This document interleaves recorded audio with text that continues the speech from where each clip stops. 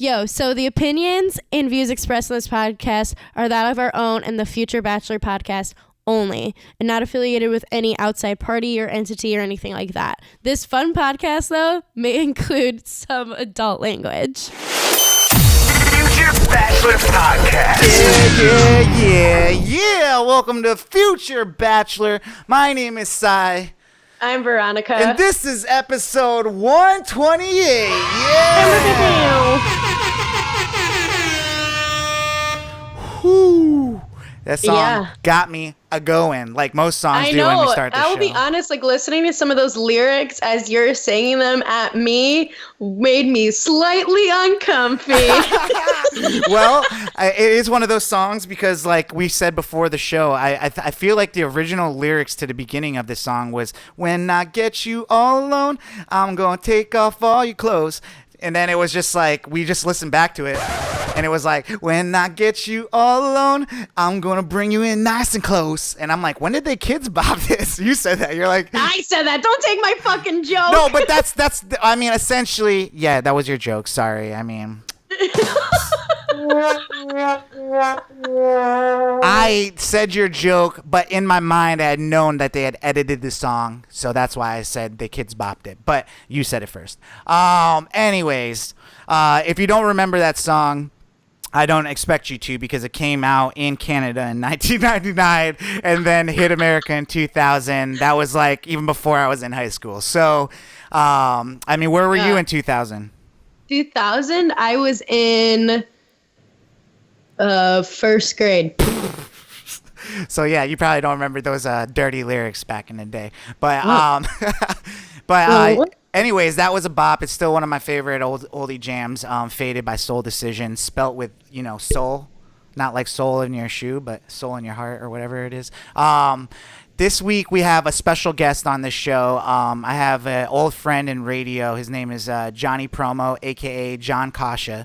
And I met him back in the day, and we're going to get into a cool interview with him because he works in promotions for Atlantic Records, and he's been around stars a lot, like Ed Sheeran and Charlie Puth, Lizzo, just Cardi B, all of them. Just to name a few. I don't know if you heard of them or anything. But no, I don't know if our listeners know anything about those artists. Yeah, but he's worked with those up and comers. So those B-listers. Yeah, those millionaires. But so we'll talk to him a little bit about music and how he's gotten into it and how the landscape of radio and music has changed now with COVID and radio just changing with streaming and everything. So but V, how have everything been in your life this last week?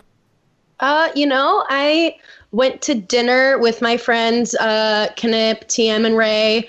We went out to this place called Char right over in Inman Park, and I got a drink that had a little ducky in it, so I still have the little ducky. And then, we got a little litty titty after that. And then the next morning, I had therapy. I honestly don't know how I was kicking it for so long as I did, because I barely got any sleep. And I had therapy at 9 a.m. And then I went and I hiked with you guys. And it was hot. I think we all forgot how hot it was. It was not, it was pretty warm. When it was probably a lot hotter when you're hungover, which I wasn't. Yeah, I don't even think I recognized. I was actually supposed to meet up with you on Friday night, and I was like, I think I'm just gonna get some rest, and that was the juxta of our different feelings of going. I was doing okay, honestly. I was running. I think I was just I was exhausted. So then when I got home from hiking, I went and I ran errands. I don't think I sat my butt down until 5 p.m. And then I was like, holy shit, I'm barely alive. But that was fun going out on that. I think it's cool to get out and explore places I haven't seen before, and also doing it with you guys was really fun. So, essentially all I did this weekend was kind of work on music. I wrote, did you see my video I put out for this song? I did, yes. It's called Very Right cool. Back. Yeah. Right Back. What we're trying to do is make songs quick and also put visuals to them. I want to put out a lot of content. So that video was legit us making that song and recording it in one night. So one night, yeah, because you literally when you were supposed to meet up with us potentially, you were at your friend's house recording all of that. Yeah. So it's that right there is I think impressive not only to myself, but I think when people see that, they're like, oh man, like this guy's like putting out content so fast. Like I woke up the next morning. There were no lyrics on it. There was no, before I went hiking with you at 7 a.m. in the morning, I'm adding guitar to the beat and I'm making up lyrics and recorded it and put out that video before we went hiking. So it's pretty cool, man. The music's been coming and I love everything. I wrote a verse for my friend's song called Pure Juice. I got to show you that later. That's really good. So, yes, for sure. But, yeah, enough Pure about, juice. Ooh. Yeah, enough about my music and all that. Why don't we talk about some, I don't know, get on a plane to quick hits.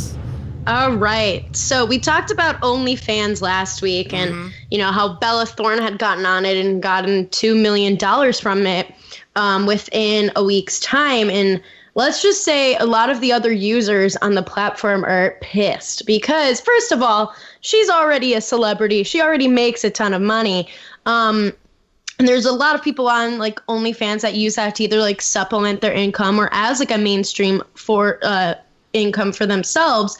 And after she got on there and like she blew up so quickly, OnlyFans started putting in place some restrictions that you can now, no user can tip more than $100.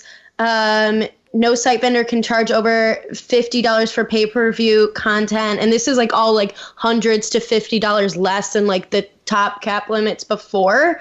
And people are saying, that it's all Bella Thorne's fault, which OnlyFans is saying that it's not just her fault. But the fact that they came out with these changes like right afterwards is kind of shisty. Well, and sorry, I didn't mean to cut you off. What else?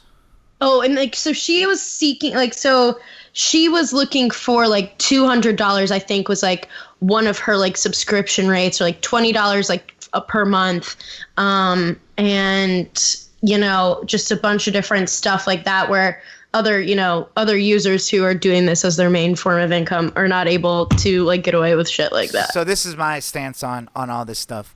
I think I wouldn't blame Bella Thorne for anything. First of all, I do think the problem stands with OnlyFans. Why they're changing all their stuff is because apparently they had to get like a refund back from apparently they have to get a refund back because someone said that Bella Thorne put out a promo saying if you send me $200 like you'll get a nude picture. Nudes. But she's saying that she never said anything about being nude, so it was like fake. And but somehow like people were asking for a refund. I just think that OnlyFans wasn't making any money, and they probably don't have the money to be able to exchange all this stuff between people. Like, now people were able to get, I think, money paid every week. Now they have to wait 30 days to get their funds and stuff.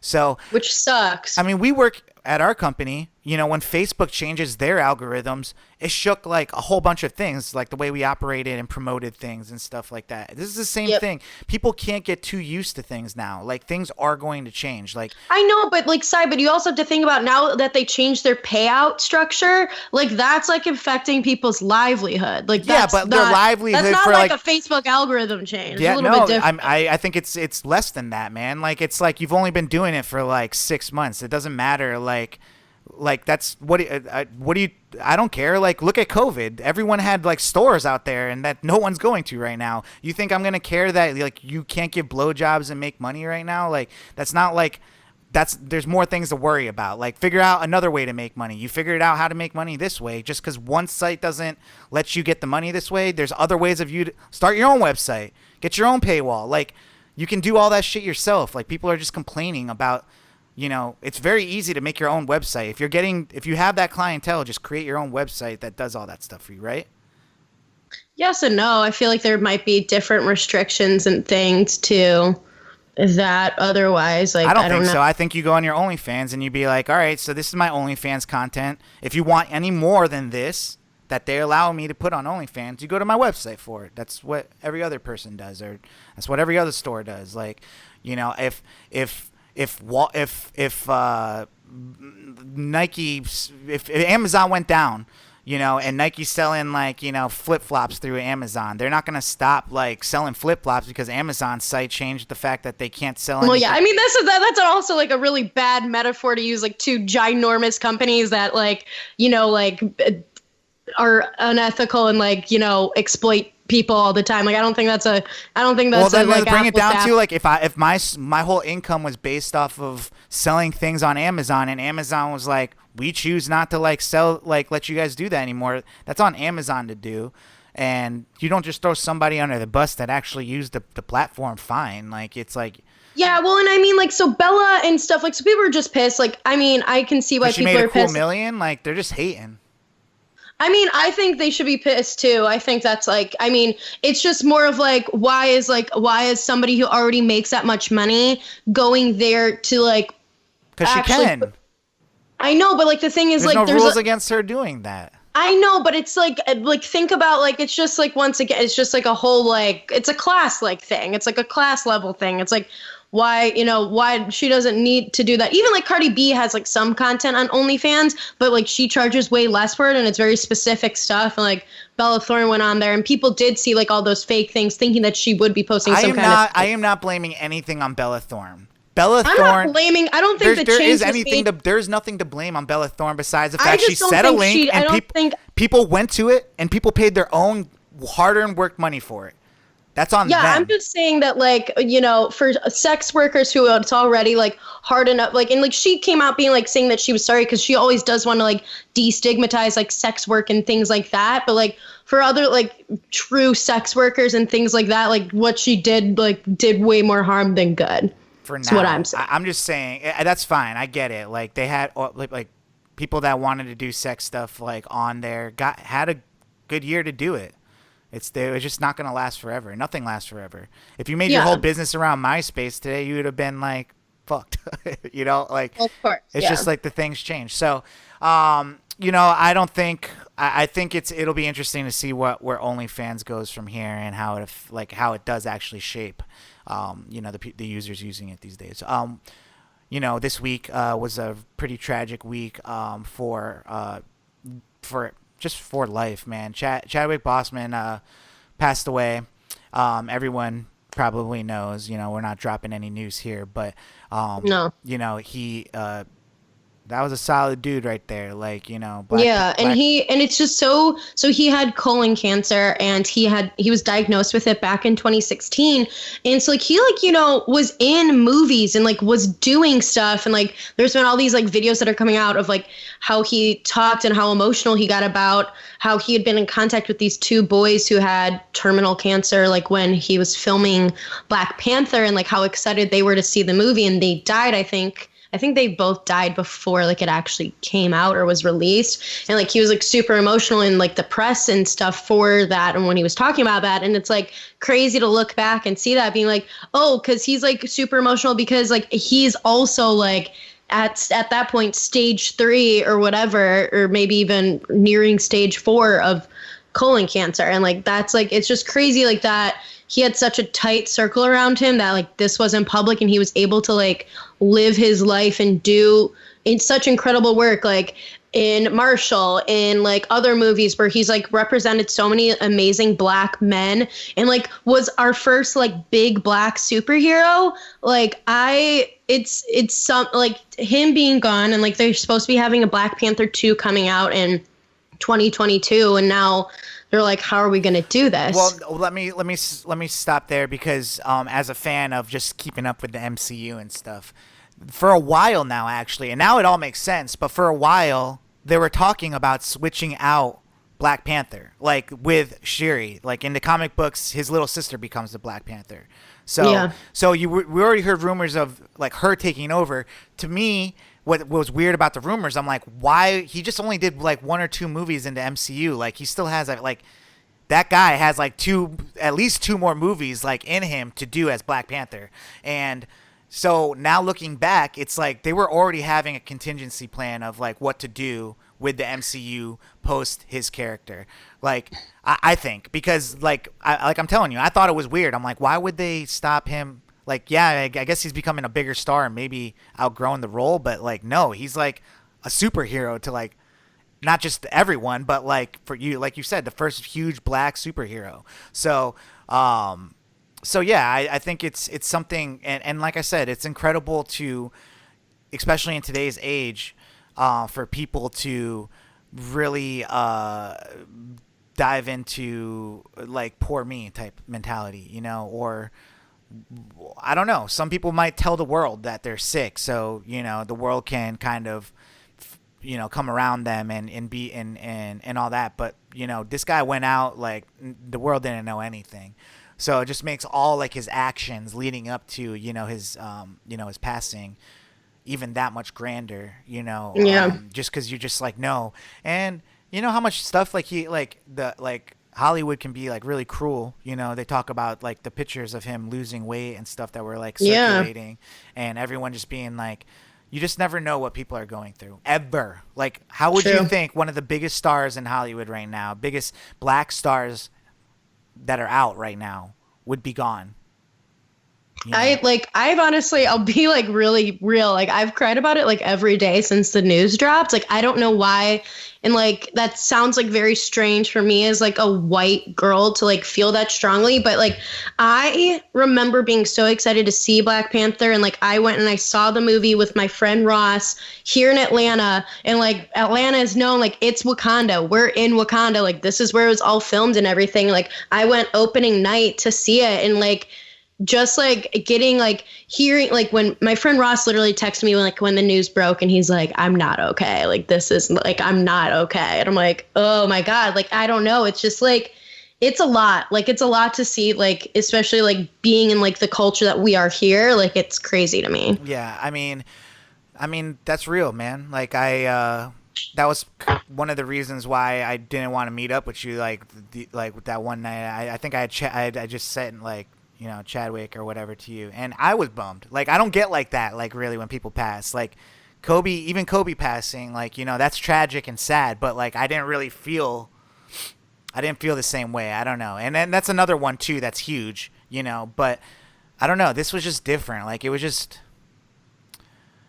I don't know how to explain it. Like, they're both tragic, but, you know, huge losses this year. But, yeah, the Chadwick Boseman. Is it Boseman or Boseman? Boseman, I think. Boseman. Chadwick Boseman. Yeah, it's just sad because, you know, he was doing great things. He's come out with like a blockbuster like every year, like for the last like 5 years and stuff. So, you know, rest in peace. Rest in peace. Yeah, Wakanda forever.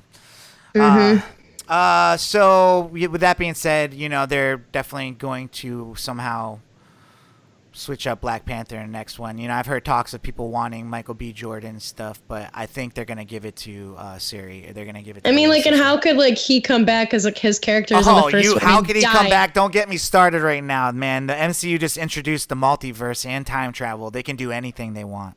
True. Yeah. So, but yeah, I kind of nerded out hardcore for a second there. No, you're fine. I mean, like, yeah, but I mean, like, I wouldn't be against MBJ like showing up because like that's my boy. Yeah. But like, I mean, he would do it justice. I think he did great in that movie too, like playing a villain. So. Well, what else we got to get through these quick hits?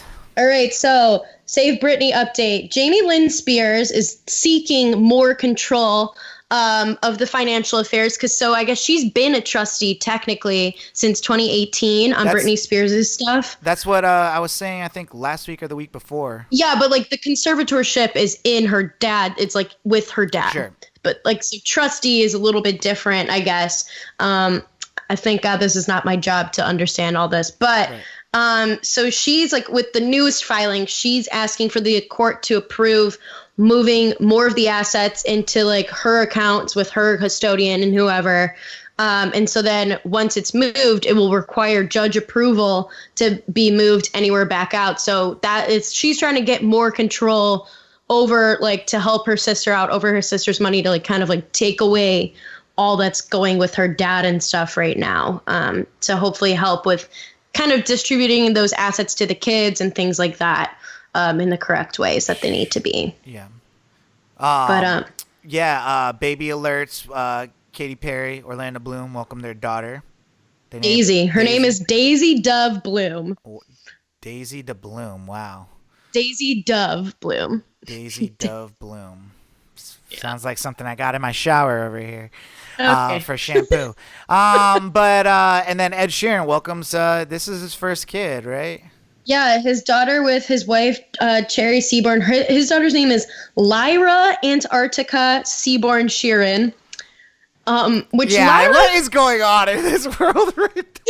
Lyra sounds like lycra, like the material. And Antarctica is the middle name. I just, to be a celebrity is all I can say. Yeah. To be a celebrity. Well, at least celebrities can get away with it. Like legit, like normal people try to do that stuff. Like I know. Naming your kid Braxton Paxton. What the hell? All the Y's and LEGHs and everything. Well, we'll talk about more Ed Sheeran news later on when we with Johnny Promo and for sure. That'll be fun. So let's talk about the VMAs. What is there to talk about? Not much. But the VMAs happened. It was mostly pre-recorded. Keke Palmer was the host. How'd she do? She did fine. She had a lot of these like weird little bits.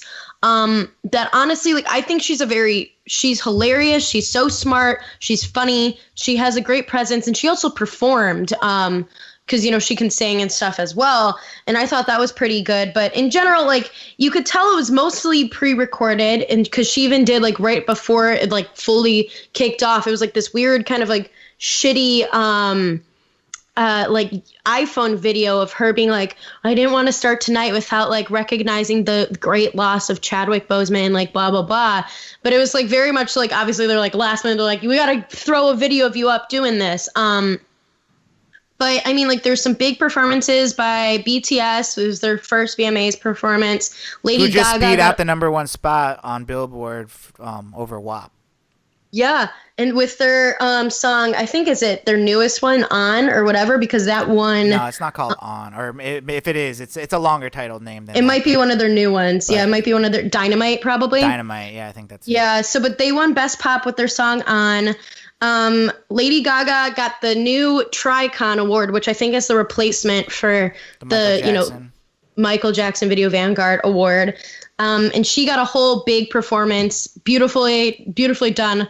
Ariana Grande hopped in. She had different masks. I think, Lady Gaga was someone who was made for the times we were in, because she's been doing like masks and face covering as part of like her dressing and like her costumes and stuff for years now. And so now she was in all these different like elaborate masks and costumes. What is she getting awards for though? Because I have no idea what she's doing right now. She got award for Artist of the Year. She got an award for Best Collaboration with Rain on Me with Ariana Grande. I feel like she got one more. She got a couple more, but Meg got Best Hip Hop with Savage. Well, all right. Well, I heard the VMAs didn't get that much. Obviously, the viewers have been declining on the VMAs, and that was the same night as the Verses with Brandy and Monica. So I heard it wasn't. Was it not? No, because Brandy. Oh no, it was the night before. Yeah. But I mean, with that even being the next night, like the amount of viewers that Brandy and Monica brought in on Verses was way more than probably. Awesome. I know, like they had 1.2 million, which we say later in the interview as well, but like. And that's just like on Instagram Live. That's like not even including anybody who was watching him via Apple Music or anything like that. Right. So, all right. Well, do we have anything else in quick hits you want to hit? Oh, just that Selena Gomez and Blackpink, like the effect of K-pop is really coming in strong, because they got 10 million views on their video within 2 hours of it being posted for their new song Ice Cream. And I think now it's probably like close to like the 70s or 80 million views. I mean, those are two mega stars combining their audiences. Yeah. So it's bound to happen. What made you go yikes this week, Veronica? What's something that made you go, whoa, yikes? So Adele posted a photo to Instagram saying like, happy what would be Notting Hill Carnival, my beloved London. So this past weekend would have been the Notting Hill Carnival. So like she grew up in that area in Toppenham and around that area. It's full of like, it's the biggest like Jamaican diaspora area. Like that whole area is full of like the Jamaican Caribbean culture. And so that's where she grew up. So she was used to going to Carnival. This photo showed her in leggings and a little like Jamaican flag bikini top, and then like the wings, and she had her hair in Bantu knots. So people went a little crazy and they were commenting being like, girl, you better take this image down. Like you're probably going to get canceled, because the Bantu knots are very well known as being a hairstyle that has been started in, Black culture back even to like, fully like being on the islands in Jamaica, fully being like slavery, things like that. And even have gotten like, Black women have gotten hate and like not been able to do things for wearing their hair that way. So it was something I actually talked to former guest and compadre Alma and some of my other friends about, because I was like, okay, like where are we at? What are we thinking about this? What's the temperature of the room here? What's the feeling? Vibe check. And the feeling I was getting from most people is that they don't like, they're like, I'm not canceling her, because I think we're all trying to move away from this very like drastic cancel culture. We talk about it all the time here. Everyone's hypersensitive. It's everywhere in the world right now. Yeah, I think more just like the cancel culture of being like very like black and white, and I just don't think, that's very fair. But some people we don't need to get into that. But what it came down to this is like what other people have been saying is like the context with this is just not great. Like her, and also the history behind like how it wasn't until recently that there was the Crown Act, which allowed Black women to not be discriminated against how they wore their hair when it came to work or school or things like that, because like girls, like Black girls, would be suspended, or Black women wouldn't even get jobs if they wore their hair a specific way. And like this is very much so tied to like their protection of their hair and like different cultural things. And so it's like came down to like being like, like we're not going to cancel her. We know this is like part of like what she grew up around and things like that. And like she accepts the culture and she loves the culture, but like this is like more appropriation territory than it needs to be. Like there needed to be some added context to being like, she posted the picture. Huh? She posted the picture. Yeah, she did.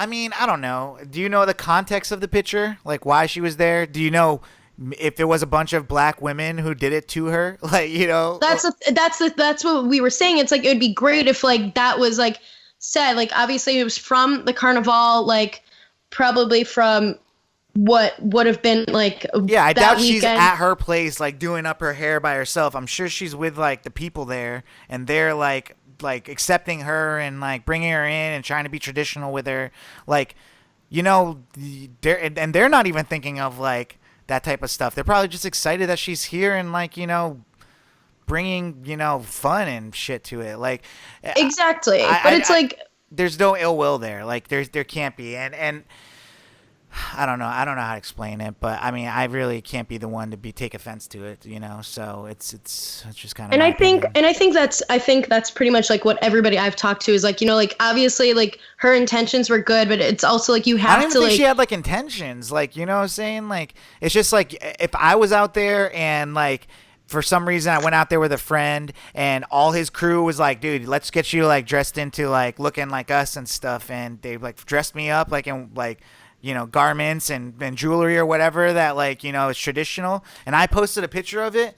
Like, that's the same exact thing I'm sure like Adele did. Like, exactly. I wouldn't, and if someone tried to come at me, I'd be like, dude, don't even talk to me. You haven't even been there. Like, Yeah, which that's appreciation. Like, I think, she is trying to appreciate the culture and stuff. I think when it comes to the hair thing, hair is like such a sensitive thing with like, as I was saying, like with Black women, because like, there's been times where like recently Black women wearing their hair like this in Bantu knots have been considered unprofessional or have not been like that looks trashy, or like people would say different things being like, oh, like whatever. That's what it comes down to with this kind of thing, is that it's like, no, like nobody really like owns a hairstyle or anything like that, but like they own the culture behind it, and she like, I'm sure they did it to her and she was celebrating and that's great. And I think that's okay. But I think without like her like setting that picture, setting that scene, like for the photo, like it would be the same thing as like if I posted a photo of me like with freaking cornrows in my hair. Like I can't just be like being like, like whatever, like celebrating blah without people like go down to Bahamas all the time and get cornrows. Yeah, which is like not great. Like that's what I'm saying. Like, but I'm saying it's like, cute when white girls do it, but like when black girls do it, they get thrown out of class. Yeah, but no one like talks about like the white girls going down there and spending money on people that are doing the black women that are doing it to them. Like they're giving them money for a service they're providing. Like there's so many ways to look at a situation. Yeah, like I don't know, like times have changed. I'm sorry that like the hairstyle wasn't popular back then, but like now it's not like looked at like that. It's just things change a lot like that. And it's more than just it being popular or not. It's literally it comes down to like racial, like Bantu knots were like in different like hairstyles that black women tend to do were things that they did to protect their hair or do whatever. And like things that like back in slavery days, they would like get punished for if they wore their hairs in traditional styles and things like that, which they were doing to literally protect their hair. And so that's like, I'm just playing devil's advocate here. I don't even know what, like, these are the type of things I just kind of, because we have a podcast, we're talking about it, but like, I really don't, like, it's not my place to like really care or say, I don't know enough about this. Like, I can't, I'm not going to be the one to kill Adele over this. No, and neither am I, and neither like anybody who I'm talking to is like not saying like, let me like we're canceling Adele. I think it's just it comes down to like kind of like a read the room kind of moment, where it's like she was definitely like she loves Carnival and that's like what she grew up around and she celebrated it and she's very into that culture. And there was a ton of like funny memes and there was like other like this Embracing Black Culture Instagram account that was like, hey, like blah, blah, blah, like we've taken too many losses this week, like, and this does seem kind of culture vulture-y, but like we're going to let this one slide.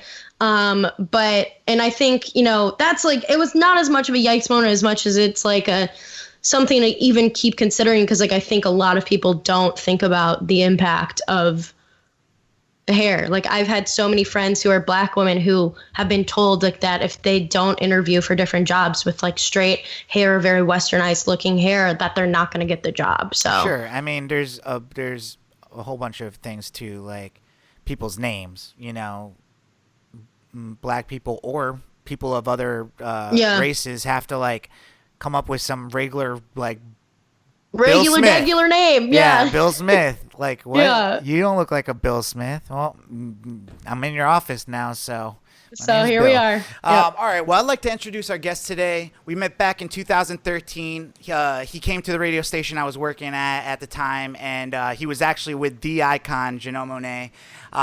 He's regional promotions manager at Atlantic Records. Mr. Johnny Promo himself, John Kasia.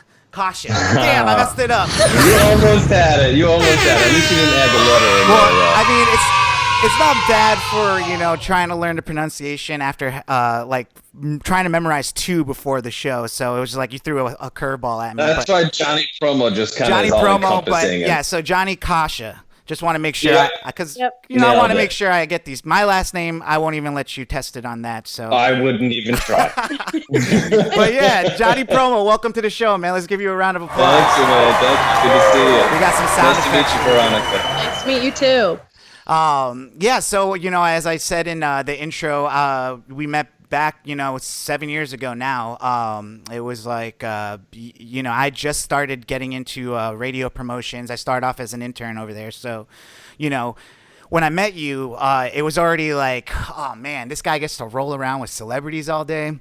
And I'm just learning like the industry myself and stuff. So, and, it's funny because you haven't really, you've still doing it, like, I'm sure you've grown in the company and stuff, but you still work in that realm of radio and working with artists and everything. And I just, throughout the years, I think the last time I saw you was when you, I had gotten in with that radio station when with Charlie Puth came into town to Orlando and stuff. And yeah, I was your just man's like, Charlie.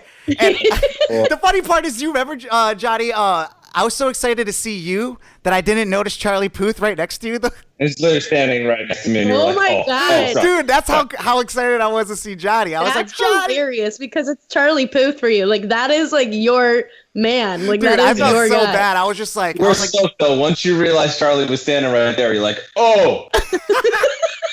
I was like, dude, I love you, man. Like, it was crazy. So, but yeah, man, I've always kind of looked up to you. I know throughout the years, I'm a very persistent person, if you couldn't tell, but, You're my dude. I love keeping in touch with you, dude. yeah, dude. And, and it's something inside me, like throughout the years, I've always thought like, I think this about some people I've met, but like, I feel like one day we will cross paths as far as actually working with each other and stuff. And that's just, and we have similar backgrounds because we both started on the radio side in promotion. That's how I started as well. Exactly. Back in the day. So, I guess kind of like, Veronica, is this your first time meeting Johnny? I mean, I know you work in radio and stuff too, but This is, yeah. But did you have any questions you want to start off asking with Johnny, or?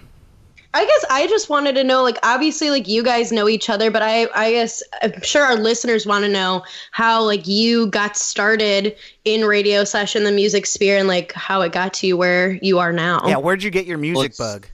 Yeah. The funny thing is it's not necessarily the music bug that got me into this. I grew up the son of a news director on the TV side. So my whole life, I grew up in a newsroom and learning how to edit TV stuff and just kind of learning how to do all that kind of stuff. So I always just wanted to be in TV. When it came down to it, when I was a freshman in college, I was kind of learning stuff that I just wasn't that interested in. I'd always known I wanted to be in broadcasting, entertainment, journalism, kind of within that realm. So I kind of just dropped out of college and just assumed I would get a job in TV because my dad works in TV. And I realized then it doesn't just work like that. You have to, you got to work and earn and kind of just have experience. Even though I know how to do all that stuff, I didn't have the piece of paper that said, here, this guy knows how to run a newsroom or edit or, write copy or any of that kind of stuff. So I found myself, 20 years old, dropped out of college, working at the mall in Boca Raton. And then got dropped from my parents' health insurance because I wasn't a full-time student anymore. So I was like, oh man, I got to get like a real job. So I kind of just bounced around from radio stations to TV stations looking for work. And I got a job at a radio station. I was the promotions guy, putting up tents on the weekends, handing out hats and t-shirts and doing all that kind of stuff. Board opt, did everything you could do at a radio station, kind of just to make ends meet. Really fell in love with promotion, but when you're starting out in promotion, you're really not making a ton of money. It's that $8 an hour job. So I asked for, a bigger job within the company. I was working in West Palm at the time, for CBS Viacom. And I walked into my GM's office about 6 months into doing promotions and was like, hey, I need a full-time job here. Like, what do you got for me? And he was like, who are you? So, I guess he went around the building and asked about me and came back to me about a week later and said, well, I do have a job for you, but it's doing sales for the country station. I was fresh out of New York with spiky hair, flashy clothes, saying how you doing, not y'all. Yeah, no, yeah, that was not definitely a vibe check for sure. Yeah, I worked at a country station, and growing up, like, didn't, I thought about country as being like, I hate this music, but then I actually worked in it, and I'm like, this is actually not that bad. Yeah, it wasn't awful. It definitely wasn't where I wanted to be. Yeah. And I was also 21 years old. Really no training outside of doing retail and working in pizzerias and doing that kind of stuff that, you do when you're a young dude. So I did it for about a year, but I found myself just living in my promotion director's office, constantly coming up with ideas instead of being out and selling. So my promotions director at WIRK in West Palm, her best friend was actually the promotion director for Y100 in Miami. And they had a promotion coordinator position available down in Miami. So I went down there, I interviewed, got hired in, I want to say 2005, did promotion coordinator for 2.5 years for them. I actually went back to my old cluster in West Palm to become promotion director. Worked there for WMBX, which is the rhythmic station there, for about a year. And then I'd made great friends with all the record reps, for all the labels, but Atlantic, especially Dan Posner, who was the local at the time, was getting promoted from the Florida local, moving out to Los Angeles to be our one of our heads of the rhythm format. He said, why don't you go to New York and interview for this job? And 2 weeks later, I started at Atlantic. And I've been there for almost 13 years. Dude, that's incredible. Yeah, I mean, I think one of the biggest I'll talk to you about misconceptions, because you get to see behind like a curtain that not a lot of people get to see. Absolutely. But I think one of the biggest misconceptions of working in radio is like, once you get in, everyone thinks that like you're like legit the dude that's like on like the air, or like you have any control of like the music that goes on the radio and stuff. And actually, you definitely have like a lot more power in that type of stuff, I think. Like, I wish I actually had the power to go in and program all my songs to play. Right. Yeah, of course. But I mean, that's kind of that's part of your job, though, power. right? Like you build these relationships. Like you're like the liaison between the artist and the relationship with like the stations, right? Absolutely, So, absolutely. I think that's a crucial part. Like your relationship I've seen throughout the years with radio DJs, promotion teams with radio stations and stuff. Like that's all part of it. Like even me, just feeling like me and you are really close. Like we've only met each other a handful of times, but we've always stayed in touch. But that's how good of a job you do. I feel like you're very personable. I appreciate it. There's definitely a misconception about radio and even records in general. Everybody thinks it's just this glamorous job. You get to hang out with celebrities. You're on the radio. You're on TV or whatever it may be. And they think that that's it. Like you're just there. You're just doing it. Mm-hmm. But when I first started this job, I really got hired not knowing much about the record business, because like I said, when I first started talking, I'm a promotions guy. I just happened to do promotion for a music company, Atlantic. I think I'd be doing what I do, promotions, marketing, advertising, or whatever you want to put it under that umbrella. I think I'd be doing that no matter what I'd be doing. I just happen to have the most awesome job in the world, and I'd get to do it for Atlantic Records, and I get to promote music and awesome artists. But my passion is really promotion and radio more than it is the actual music in all of it. I love radio. Wow. It's in my heart. My wife is the marketing director for iHeartRadio here in Atlanta. We met in Miami doing radio. Radio built my life, really. I mean, I started when I was 21 years old. I'm not going to say how old I am now, but I've been doing it a really long time.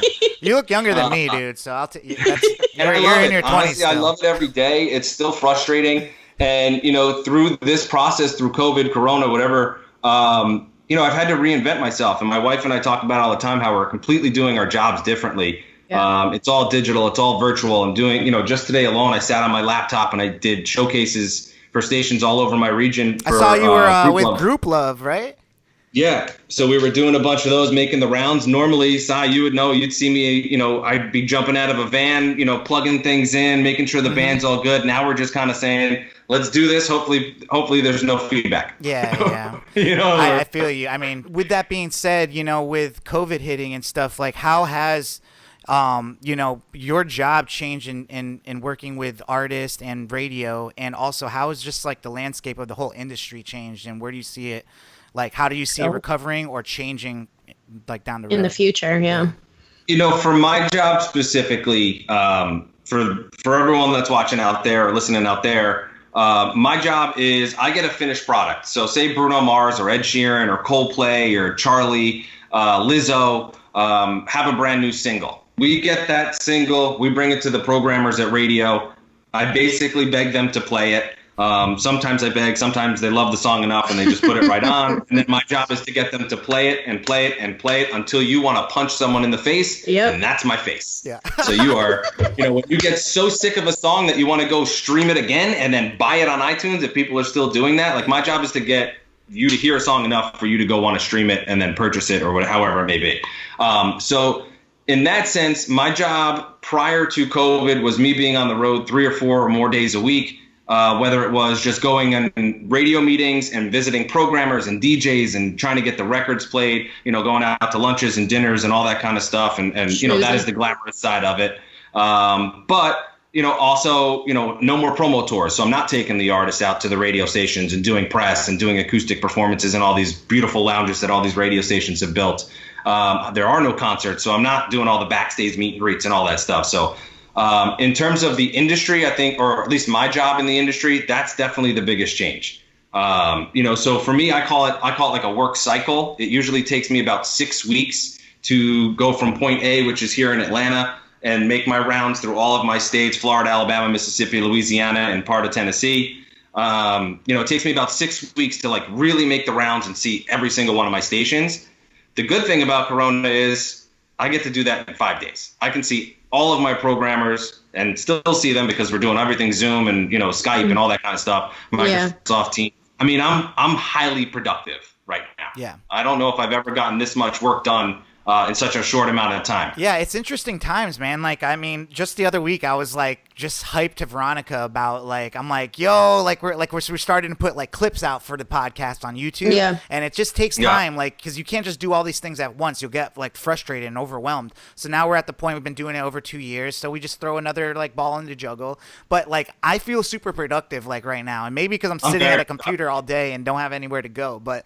It's right, been pretty what nice. else do I have to do? Yeah. So I'm really sitting down. I'm making as many Zoom appointments as I can with my programmers. I can play the songs, over Zoom just as easily as I could be sitting in someone's office. So in terms of that, I've actually felt a little bit more productive. And in turn, I do think that that's going to change how the job is done in the future, because I think companies are seeing, look at this guy. He's getting his job done instead of going out, spending money on a flight, spending money on a rental, spending money on a hotel, spending money on meals, and whatever else you need to spend money on while you're out there. I'm doing it from the comfort of my office and saving tens of thousands of dollars every quarter, I think. Let me ask you this though: do you feel like does it affect like the authenticity or like the I don't know how to personal interaction aspect of it? For me, no. I think just because I've been embedded in my region for so long. I know all of my people well. Most of them are my great friends because we've all worked together for so long. So I don't feel any less personal. And I'm still, texting whoever it is at 9 o'clock at night, that my son's got virtual school tomorrow and their thing shut down at 6 a.m. And, there's the personal side of it for me really hasn't changed. However, there are people on our staff that they're newer to their region or to the business in general. So, it's hard to establish your relationships with those programmers if you're not seeing them every other week or every week and bringing the artist in, and you don't have that relationship yet. So when a stranger, for lack of a better phrase, a stranger's hitting you up saying, hey, man, let's have a music meeting on Skype or on Zoom, the programmer's like, I don't know this guy. I don't want to sit on a computer with him in my bedroom. Right. So I think that's where the personal touch of this business is lost when you're trying to grow, because it's hard to build a relationship when it's, not in person. Yeah. But, to answer like the bigger part of your question, how the industry is going to change because there is no touring and all that stuff. Yeah. I don't know. Everyone's trying to put these odds together. Yeah, I was going to say, is this something you guys like discuss? Doing shows. Yeah, I don't know. I don't know when shows are not going to get back to normal until there's a vaccine, which who knows when that's going to be, if there's going to be. And even so, like, are people going to have a vaccine? Are people going to get tested when they're walking into venues and taking their temperatures?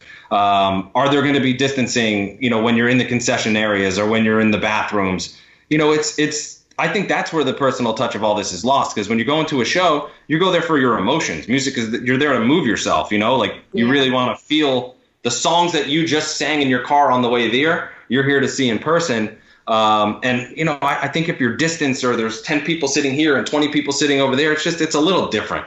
Companies like Live Nation, I'm sure, are dying to get shows back in. Yeah. But TBD, I have no touring on the books right now, and that I believe is going to be for the foreseeable future until something else changes. Wow. And during these times, we've definitely seen, technology changing, like platforms changing and stuff. So I kind of wanted to talk to you a little about some things I've been noticing, like bubbling up during COVID. Was obviously you've been seeing verses from Timbaland and Swizz Beatz. Like how do you guys talk about that stuff? Or also like just like even DSPs like Spotify growing more and investing in things like podcasts and Joe Rogan, and how is that? The Joe Rogan thing is massive for podcasting, and Joe Rogan obviously, and for Spotify. The DSPs, numbers are obviously way up, right? Because people are home, but you still got to pay for it. So unemployment is obviously a problem. So people may be paying less for their subscriptions, and even obviously iTunes is just, that continues to go down. Right. Yeah. That, I don't know. To me, like I just said, like music is about emotion and feeling things. So I see like the numbers of like older music kind of on the rise because people want to hear that, feel good type of stuff. Newer music, I think, takes a little bit longer to catch on. Versus is helping with the old TikTok songs. moment. Versus is helping with the old songs right now. Yeah, for sure. Look what Versus did for like Snoop and DMX, and then we'll see numbers next week or even the week after for like a Brandy Monica kind of thing. Like they had 1.2 million people watching Versus this week. It was so good. That was just on Instagram alone. I think I was watching it over Apple Music, so that's. I mean, you got Michelle Obama in there. You got the potential next FLOTUS, jumping in on there. The Versus effect is real. That thing is absolutely real. Yeah, I mean, and I think it's great 'cause that wouldn't exist without COVID. Those guys would not have figured this out if it wasn't for that. Yeah, True. it is interesting to watch, and and choosing like the platform that you do it on too. Like the Apple deal is obviously something that they just added on to that, but for some reason they still continue to like be on Instagram. I don't know if that's just. I think because to me Instagram is the more authentic feeling for it, because I think when you're on Apple Music you can't see the comments. You only see like tweets and stuff. They pull in tweets that that people are tweeting about it, but yeah, it's not the same as like you don't see the comments, so you don't see like like Joe Beyonce Biden hopping in or there whoever. in the DMs. Yeah. I love the Instagram aspect of it, but I'm an IG whore, so I feel that. I feel that heavy. But yeah, no, I thought it's pretty crazy because like that could be, I mean, Versus could be done on a lot of different levels as far as like genres. You could do it with, absolutely. Country music or big and smaller stars. Like the matchups could be, and I just see how like, are those like working in promotions? Like are those like angles that you try to like look into and stuff? I think we explore everything. Listen, Atlantic is extremely progressive. I feel like we're first to do everything. Totally biased. It's the only label I've ever worked for, but I really do feel like Atlantic is first on everything.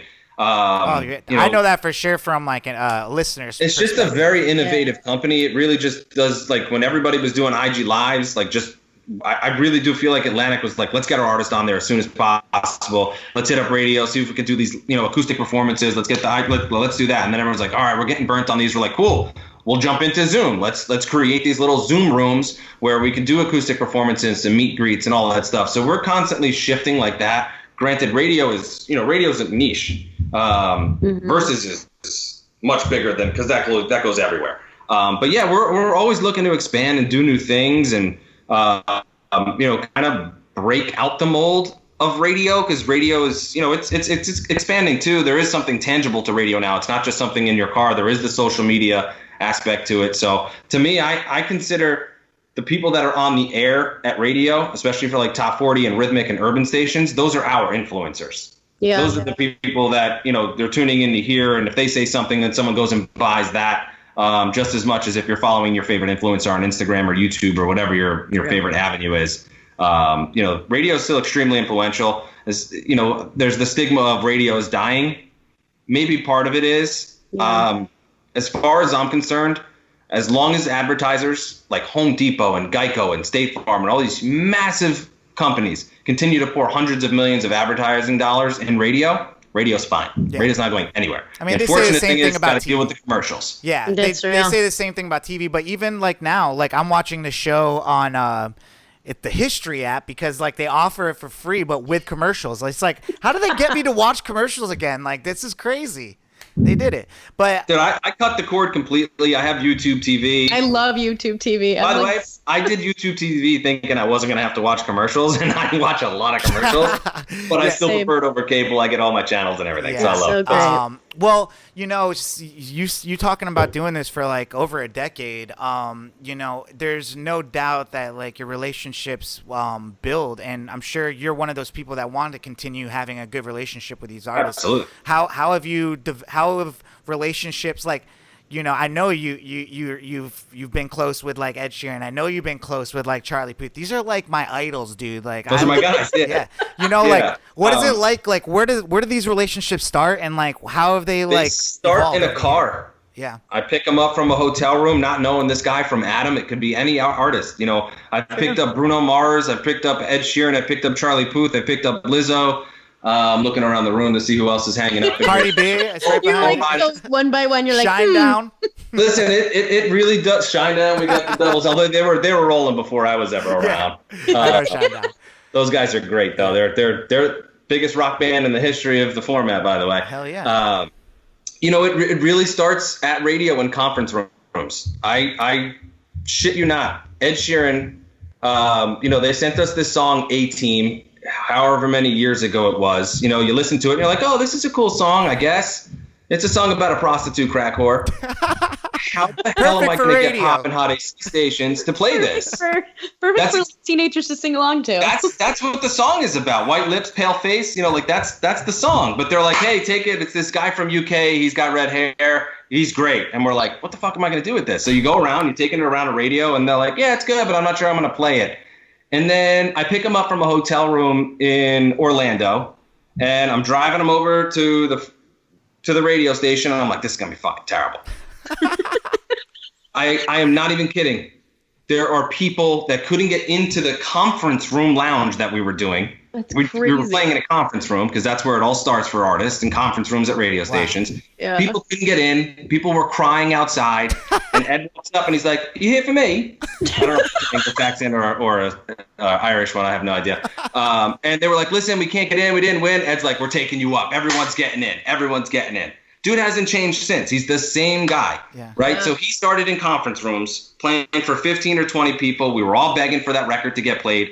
And now, honestly, like he's significant enough for me to say he's one of the biggest artists, if not the biggest artist in the world. Yeah. He's doing football stadiums. He's doing movies. He's doing movies. He was on Game of Thrones. He's on Game of Thrones. Holy crap, he was dude! in This guy is the biggest star. Movie about the Beatles music. He's really a household name, and he's one of those artists that if you're 8 or 88. You love Ed Sheeran. Yeah, that's how it is. So what is it like? What is it like though? Like doing all that and starting with A-Team and then eventually getting like Shape of You to like push to radio. What is that like? You're like, all right. Those things are just gone. And those are the ones where I don't have to beg. And if I'm begging for you to play Ed Sheeran in 2020 or 2021, like. That ain't a big thing, man. Like you should want to play Ed Sheeran. Yeah. You should want to play Ed Sheeran. No, I mean, getting to know those guys and girls, it's that's the best part about this job. I have all this super cool memorabilia and stuff hanging up in here, and some of it's super personal, some of it's not. Like this one from Ed is like super cool. I don't know if you guys can see everything on there, but he did 2 shows a couple of years ago here in Atlanta. And the venue presented him with this cool guitar with his album artwork on it. I'm kind of just standing there organizing the meet and greet and stuff, and the people from the venue come and I'm like, oh, we're presenting the guitar. He's like, cool, I can like take a picture with it, but I have a guitar deal, so like I can't take it with me. And I'm like, wink, wink, yeah. I'll take it. So this will forever be in the office. I got Ed stuff all over the place. That's amazing. This is.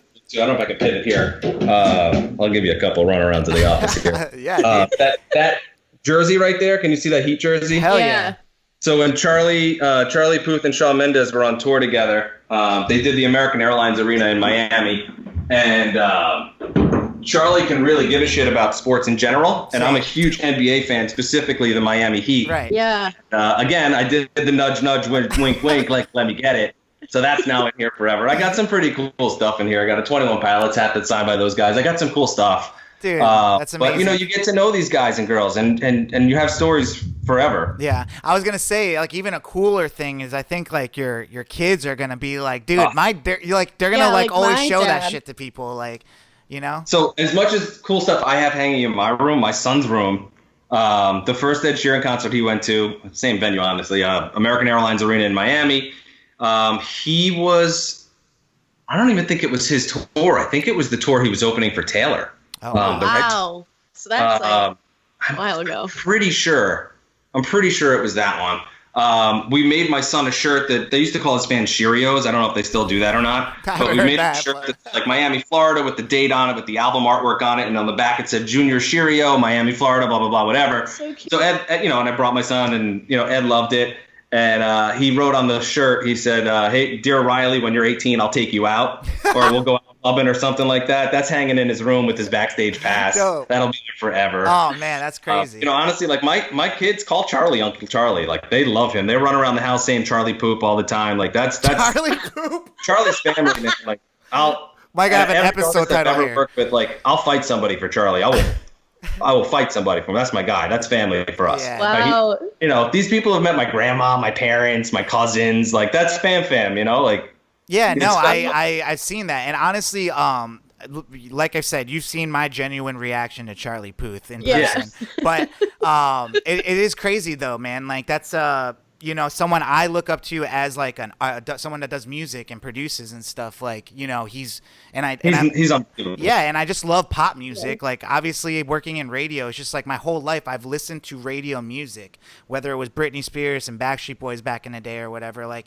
it's still you're an Orlando boy. You got boy band in you. Yeah, dude. Yeah, it's like real. if I was old enough, Lou Pearlman would have gotten to me. But, you were better off. yeah, I know. Oh. I just missed the cut, but because I swear I was watching O-Town on Making the Band, like this is my future. It's gonna be me. But yeah, man, I think it's really cool, man, because I think one of the things I wanted to ask you is, you know, we talked about misconceptions of radio, but like from your perspective and personally knowing these artists, because like for example, Ed Sheeran, like, you know, has done it multiple times where he just goes ghost off of social media.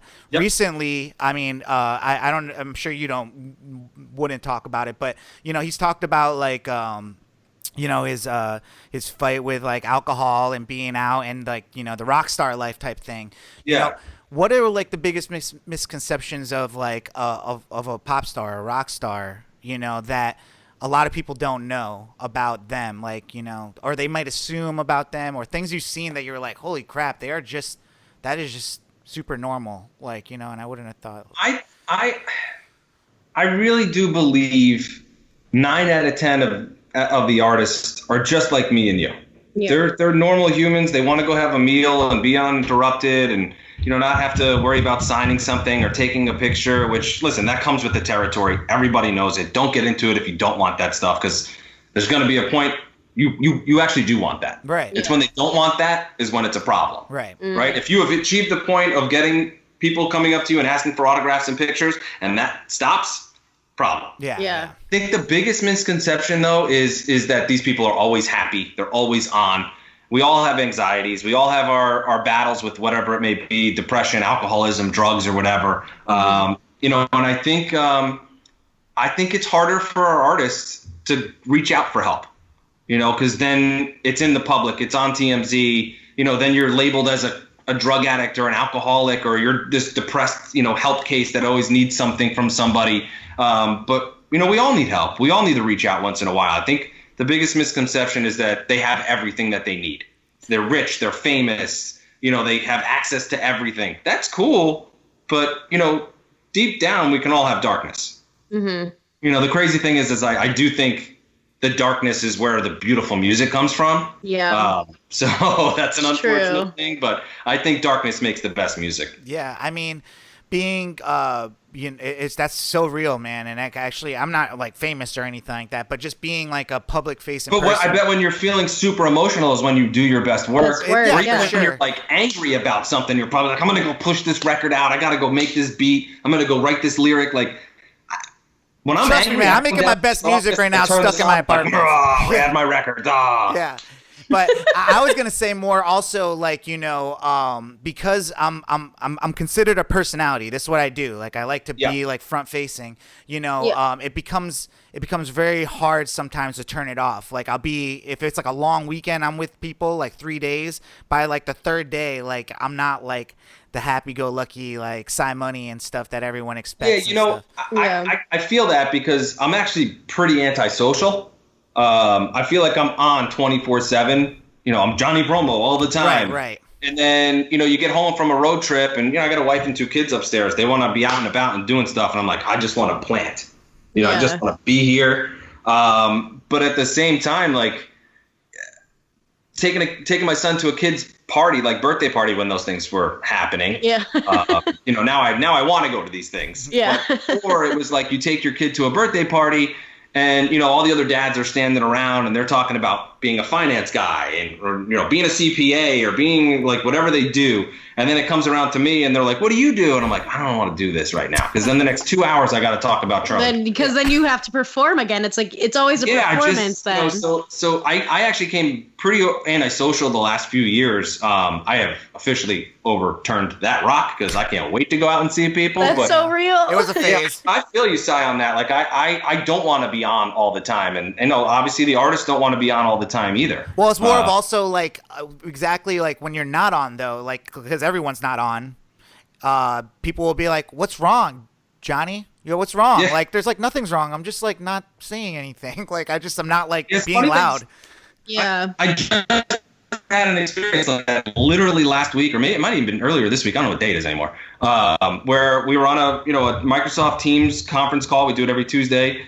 And I hung up, and one of my bosses called. She's also a great friend of mine that I've known for a long time. And she hung up, and she was like, "Yo, is everything okay? Like, you look really tired and sounded kind of tired on the call." And I was like, "I'm really tired." Yeah, I was. I am like, really tired. that's I'm it, dealing yeah. with virtual first grade, and I'm dealing with work, and I have 60 stations in 7 states, and I'm tired. Yeah. And I feel like I'm allowed to be tired. Yeah, and also on the flip side of that, like, that can actually lead you down a path of like, because we don't ask for help a lot of times because you don't want to seem like the person that needs help, like you said earlier. Right. So sometimes, I do feel like the type of person where like I'm constantly a people person trying to help other people, but like it comes to the point where it's like people don't notice that I also need help, sometimes too.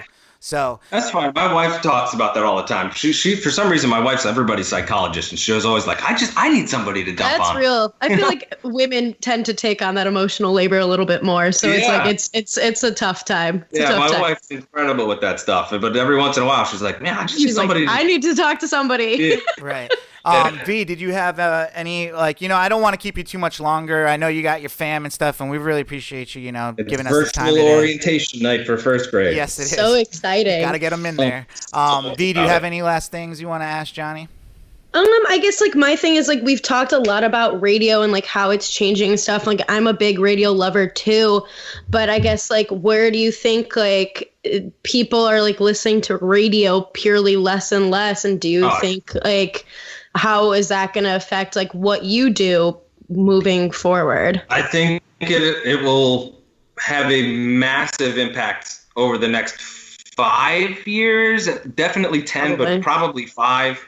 Especially now that we realize through COVID that we can communicate, more digitally, virtually, however you want to say it. There will probably be less of me covering, a larger territory. Hopefully, I'm one of those people that just gets expanded instead of, tossed out. Of course. But yeah, I do see the landscape of radio changing. It does seem like radio's going, depending on the format, but it seems like they're playing more and more familiar music rather than more and more new music. Which I don't know if I necessarily agree with it. The ratings do reflect that that's the right thing to do, and the research and all that stuff says to do that. But I don't think that that's the way to keep up with streaming if that is the goal. You see how quickly things move through streaming, especially on the urban hip hop side. Those records just cycle through. Like Roddy Ricch, The Box, flew up the rhythm and urban charts, but for us at Top 40, it was a grind because you got to break down those barriers of I don't want to play this song, it's too urban for my pop station, which is total bullshit in the first place. The biggest song of the year, and you don't want to play it on your hit radio station, then you're not actually playing the hits. Yeah. It's like popular music. That's most popular. You're like, I don't know if the soccer moms want to hear, Rockstar at 8 o'clock in the morning. I'm like, you're wrong because they're streaming it 50 million times a week. They do want to hear it. Who do you think is streaming it 50 million times a week? So I think the best thing for radio to do is get some young people in there and program these radio stations and battle against streaming. Once streaming starts doing more artist-related promotion, streaming services don't do promotion. No. Once they start doing promotion, I think it's going to be a little bit more in trouble on the radio side. But I think radio's fine for right now. Every label out there is being more creative than they've ever been before. And that just promotionally speaking in our department at other labels also, I think there are a lot of creative people out there. We all want this to survive. because it's our livelihoods, but it's also, it's our baby, it's our passion. We love to do it. So I think every creative person out there right now is thinking, all right, how do I make this better? I don't want to just do the same promotion that I just did with this station or that I've been doing for the same last 10 years. I want to be more creative. I want to be more innovative. I want to figure out new ways to expose our artists. And I think the way to do that is to continue to bring in new blood, fresh ideas from fresh people. You continuously see programmers and promotions people and every department, really. You see these people getting recycled. They get fired from here and somehow get a bigger, better job in the next market. Yeah. I don't understand how that happens. To me, that's an upward failure. You get a job here, but you're going to do a great job here. To me, that's not the way to do it. It's because it's all based on resumes. Like, it's not experience. Like, it's not like based on seniority. Is what it's based on. That to me is weird. And I like your point about bringing in like some fresh blood, because when I worked in radio, that was probably the most frustrating thing is seeing behind the curtain, understanding that like there's a method to the madness of why they play the same songs over and over again. It's a lot to do with research, but we're living in a world right now, like research is really hard to do unless you have straight analytics, something like Spotify, where it's just like, these are the numbers that we have. But perfect. Like when I started this job, granted it was 13 years ago, I didn't have to worry about streaming information. It was literally just sales and the chart. Right now I'm dealing with all this other stuff, TV syncs and, TikTok. And I was about to say TikTok is where like songs gain traction now. Stuff. I mean, the job is completely different. I am not a numbers person. I didn't graduate. I barely graduated high school. I did not finish college. To me, seeing numbers on the screen is the Matrix. Like, no. Yeah. Give me a record. Let me hit the road or hit the screen, and let me get these records played with passion, with promotion, with good ideas. And that, to me, is what music is about. It's really about pulling on your heart more than anything else. Do you feel better, obviously, when you actually like the song? Because I was gonna ask you. I work a lot of shitty songs. Is that what you're gonna ask me? Yeah. Well, I was gonna ask you specifically. Have you heard the story of like Shaggy's "It Wasn't Me"? My God. No. Okay, well, essentially they tried to like shop it. I mean, obviously that was a huge song back then, you remember. Yeah. But they tried to shop it around. He toured and it was like not doing good. And then randomly this one like program director in Hawaii played the song, like took a shot on it. Yeah, and legit the whole island went crazy and it just blew up from there. So like it can change, like if a song is good enough and you get to change. Every single song has a different life. Yeah. Yeah. Some are long, some are short, some don't ever get off the ground. I've never worked the same way twice. Everything has always been different. I've definitely worked some really bad songs that have been massive hits, and I've also worked some beautiful songs that never got off the ground. There's, when you think you figured out the formula, there's no method to the madness. No, and you don't know what's going to connect with someone. I think Lizzo is a perfect example of that. Truth Hurts and Good as Hell were both several years old before we went to radio. Before they hit, Truth Hurts got, we were working the song Juice, and Truth Hurts all of a sudden gets a sync on Netflix and goes bananas. We switched gears. We followed the numbers on that one, and Truth Hurts became what it was, and Lizzo became who she is. I mean, Lizzo is Lizzo. Yeah. There's no change in Lizzo. She's amazing. She was going to be a superstar no matter what, but that was just kind of the life of her. Yeah. Well, one last thing before we let you get out of here, man. I'm gonna put you on the spot and ask you for your most crazy celebrity interaction story. Like, you must have like something crazy that has happened. Good or bad? However you want to take it. Good or bad? I mean, if they're quick, one of each. How viral do you want it to go?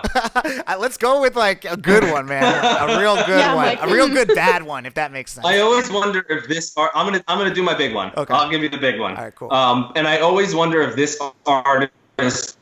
Hold on, we froze. Did I lose you guys? No, we're good. We're good. Okay, go. I'm gonna give you the big one, and I always wonder if this artist is gonna remember this story. And I was a baby. I've been in Atlantic maybe 3 or 4 months, and I'm on the road with Kid Rock doing a slew of radio shows, doing kind of like the Florida rock radio circuit, going from Fort Myers to Orlando to Tampa.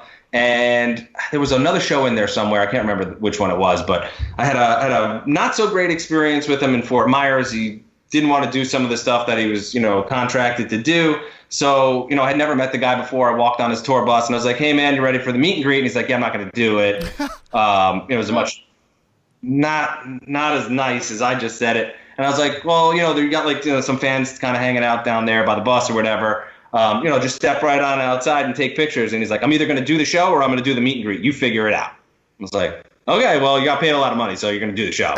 So I had to go and tell 30, pretty upset Kid Rock fans that, he's not going to be able to meet. I got everybody like a signed glossy, and I walked everybody to the merch table and bought everybody some merch.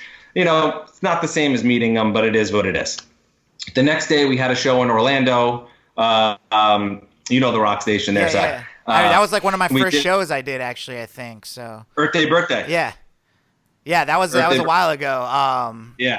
Dude, this was like 2008. No. This is a different Bret Michaels one. I did not Bret Michaels. Oh yeah, different. Kid Rock. Yeah, this was 2008. Kid Rock was literally, I would say, was the biggest rock star on the planet at the time because he had All Summer Long going. That was a monster record. And we get to Orlando. That was the Leonard Skinner track, right? Yep. Yeah, it was Leonard Skinner. Sweet Home Alabama. Sample or something in it. Yeah. Sampled for sure. Oh, and I can't remember it. Whatever. Doesn't matter. So we get to Orlando, and he's like, cool, I'm going to do the meet and greet. I go out there and I do the speech. It's photos only, no autographs. You guys have been to meet and greets before. You know how it goes. You line 10 or 20 people up, and I got to give the record guy speech. I'll hit you in groups of 2, whoever you came with. No hugging, no handshaking, just kind of stand there, take the picture. Yeah. Please don't ask for an autograph. So I do my speech. The meet and greet's going pretty fine, and then we get to the end of the meet and greet, and there's one kid in there. He's got a Kid Rock shirt on. He's got his head shaved that says Kid Rock in it. Like, you can tell he's a massive fan. So the kid takes the picture, and he takes a Sharpie out and is like, hey, can you sign my shirt? Visibly see, like, the red in Kid Rock's eyes, like he was pissed that somebody asked for an autograph. Signs it, walks away, ends the meet and greet. Luckily, the kid was last anyway, and him and the tour manager are kind of coming after me. Like, we said no autographs. Like, what are you doing? You're some kind of rookie. Meanwhile, I've been in radio for like 10 years at this point. That shit happens all the time. I'm frisk a 10-year-old. I'm not frisking anyone for a Sharpie. Yeah. Give my speech, and then I do what I do. Yeah. So then I kind of back away. I let them go do their show, and that's it. I'll see you guys in Tampa tomorrow. Everything will be fine. We get to Tampa. We're doing Rockfest. He shows up relatively late, just in time to kind of do the show, but he also had to do the meet and greet beforehand. Okay. I give everybody the speech. I do it all. I go and get him, and I'm like, all right, cool. The meet and greet's right over there. And he's like, what do you mean, I'm going to walk there? It was like 50 yards.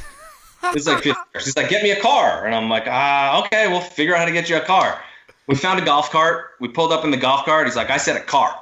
No. So the program director has to go to the parking lot, get his Mustang, drive it onto the ground backstage, and drive him. I'm running like Secret Service next to the car. And like, hey, we gotta go. We're Green Team Go. Green Team Go. We got Team Kid Rock. Like, doing that. We get there. He goes and does the meet and greet.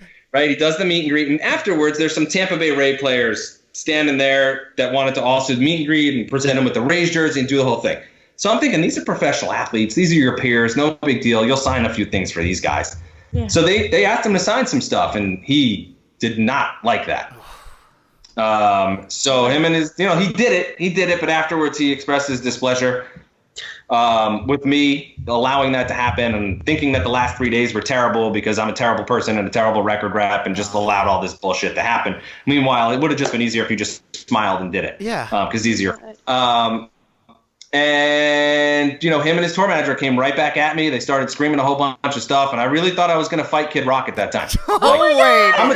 I'm not a big guy. He's a big guy. And I don't know if word for word this is what I said. And I'm something like, the last 3 days would have been so much easier if you weren't such a fucking asshole. Oh, wow. Damn. And that's when he came at me. My nose was in his chest, and I was like, all right, I'm going to get my ass kicked. Like, there's no way I was going to win the fight, but I was willing to take the ass kicking because I'm not going to back down from it. Thank God. And that's a story, dude. Getting your ass kicked by Kid Rock. It was a great story. And I was like, this isn't Waffle House. If you want to do it, we can go. Like, we can do it. So the program director and the assistant program director Kid jumped Rock in, like, kind of, diffused the situation, said, hey, man, we're paying you a lot of money. Go do your show. Johnny, that was awesome. Go drink a beer. And then I proceeded to watch his show, and he absolutely shredded the straight stage to pieces because he's an unbelievable artist. He's an incredible performer. To me, just not the nicest person. But I did do a show with him a couple months later in Mobile, Alabama, Bayfest, and he was a sweet guy. He was super nice. He knocked out the meet and greet. He was super awesome. Did he remember you? I think maybe I just caught him on a couple of bad days or something. Did he remember you from the previous? Oh, yeah. We dapped it up, and we were like, everything all good. Like. Oh, my God. That would have, dude, if I were you, I would have been, like, really, like, what is it called? I was anxious. nervous. I was all alone. I was so nervous.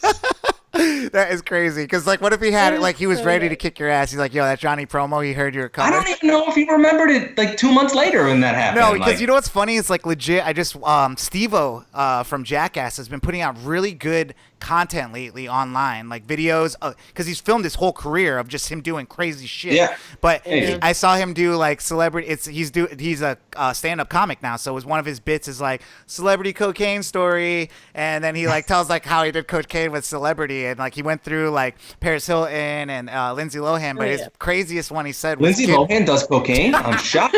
Oh, the man's got jokes. But yeah, the last one he said he was like, Kid Rock was like the craziest cocaine story he had because he's like, he literally dumped out the most cocaine he's ever seen for personal use. And you know, most people use like a razor blade, he said, to like chop it up. Kid Rock used his whole arm. So he was probably just like, you know, he's done a lot of things in his life. That's real rock star shit, though, man. You know, like that's real rock star shit. I'm not even mad at Kid Rock for that stuff. You know, like it is what it is. You want to do the meet and greet, bro? Fuck, that's my job for you to do it. But like, I don't know what else to do in that situation. So. Yeah, I don't know. I highly doubt A, he remembers me. B, remembers that story. I don't think he remembered that story the next day. But that's my Kid Rock story from 2008 or 9. Wow, and man, that is incredible. And if me and you ever almost got in a fight, I would remember you. So thanks, because you kicked my ass. That's probably why. Remember that time I kicked your ass? It'd be the one fight you'd win. Fatality. But dude, Johnny, man, this has been awesome. I really hope I want to catch up with you again, like outside of the podcast. Absolutely, we'll do it. We're in Atlanta, so once all this is over, let's link for sure, man. But you know, good luck with everything. I hope you and your family stay safe during all these times. And like I said, I will, you know, I'll be staying in touch with you. So thanks again for being on our show all day. You're the man, dude. All right, round of applause for Johnny Promo. Thank you guys so much for hosting. Round of applause. Have a good one. Damn, man, Kid Rock. Wow, who would have thunk? I would have. You would have? Oh, wow. Well, that was a really great an interesting interview with Johnny Promo, man. Appreciate you again. Why don't we get into our slapper of the week? Or what do we have? Do we have any updates on Bachelor stuff? Or Bachelor quick updates. We have a date. October 13th is when we will be getting our Bachelorette. Oh, that's my sister's birthday. Shout out to her, little quick. Yes, look at that. Yeah. So that's when we'll be getting it. All the promos are still just Claire, and it's all about her looking for respect. LOL. So we'll see. And then Becca finally confirmed that her and her fiance Garrett are no more. Which, you know, I don't want to be excited over a breaking up of like an engagement, but you know, I'm happy. I'm happy for her. She's into brighter places. Yeah, she's gonna be just fine. Like, dude, like some guy's gonna come along and swoop her up. The only problem is it's always rough to date outside the franchise. Like, your biggest attribute when you're in the franchise is dating someone else in the franchise. So and it's always harder for the Bachelor and Bachelorettes to get inside the franchise because it's almost like, if they were not a Bachelor or Bachelorette, like all the other like cast members, like the BIP people are just like bottom feeders. You know? Yeah, that's real. Well, and so it's like for her, like now, so maybe she could be one of the like kind of Bachelor franchise people who goes and dates like another like famous person. Because I mean, there's plenty that are like date like celebrities of like she'll either find like a country singer or something to go marry. Country singer, or like, you know, actor, stuff like that. Good So for her. Well, we wish her the best. No more Garrett's 2020. Right. I mean, yeah, 2020. That's kind of the year to get rid of Garrett, man. Oh man, that's gonna be a bad year for him. I feel bad for him. I don't feel bad for him. I'm just like, damn. All right, so our slapper of the week. This week's slapper of the week is very interesting to me because legit it comes from Jaden Smith. I don't know what to say about Jaden Smith. What do you say about Jaden Smith? What is he, a rapper? Is he a singer? Jaden Smith he's an actor, he's a singer, he's a philanthropy, he's a wannabe philanthropist, he's an All icon I know living. is that when I remember we saw him at this past year when we went to that concert, the festival we went to, like, last he was year, like, Music I'm just an Midtown. icon That was literally a year ago. Yeah, and when he came out, though, everyone went crazy. I do remember when he did Icon. Like, it was just, like, incredible. So he does put on a crazy show. He just released his new mixtape called CTV3, which stands for Cool Tape Volume 3. And it comes with, like, 17 songs. But one of the songs, I haven't really listened to it yet, but I was looking for, like, a slapper this week because there wasn't anything really jumping out to me. But this one, I was like, oh, Justin Bieber, so let me check that out. And I put it on. Not only does, like, the cover look like some Beatles, like Sgt. Peppers, and some Lonely Heart stuff, but this song specifically sounds like some, like, Beatles song, like some Paul McCartney it sounds wrote very it or something. 60s. And so, without further ado, let's just get into our slapper of the week. It's called "Falling for You" by Jaden, featuring Justin Bieber. Let's go. Slapper of the week. This song slaps. Slapper! Yeah, "Falling for You" by Jaden, featuring Justin Bieber. That's Jaden and Smith. Justin. Yeah, They've I been doing didn't it even notice since the that. Never Say Never days. Right, and I didn't even notice that Justin Bieber's just doing, like, background vocals on it. He doesn't. Yeah, even pretty sing much. anything. So and it's definitely a vibe for me. So I love that song. Do you have any shout outs this week, V? I wanted to shout out my best friend Ian. It is his birthday this week. He shares a birthday with Beyonce, so that is some strong energy. Wow. Okay.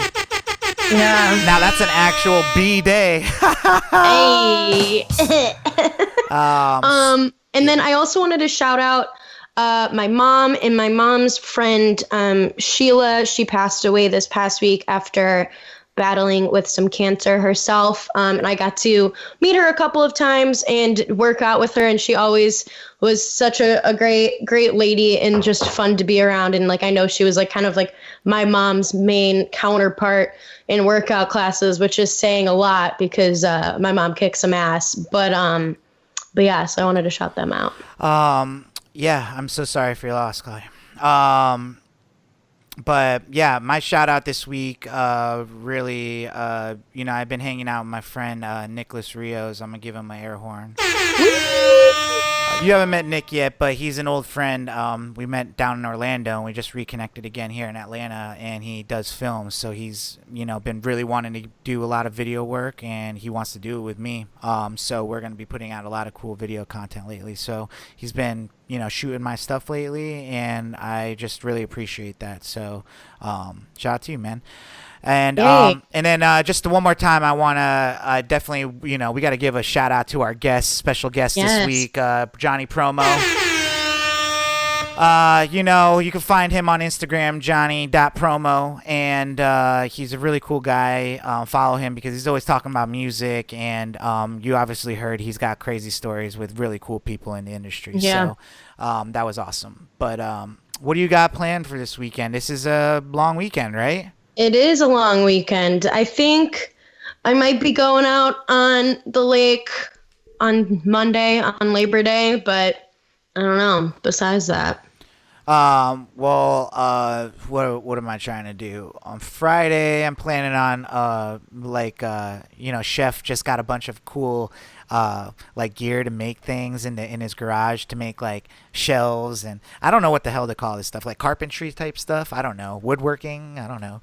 But, yeah. He makes, he can make anything. He's just very handy. He can make tables, and, I've seen him create some crazy stuff. And, so I kind of want to get into that type of stuff. So Friday we're gonna try to get our hands dirty making some things together or something. We'll see what happens. Oh man, Yeah. Interesting. But yeah, you a know, woodworking side. Interesting. I'm getting domesticated, woman. Let's go. But I just want to, yeah. I just want to be able to make like, you know, a cool little like stool or something. That'd be cool, and then go from there. But and then Saturday, I think I'm trying to I'm doing like a pool day or something, and maybe a Back to the Future marathon because it's back on Netflix. Hey, round of applause. Really? Wow, good to know.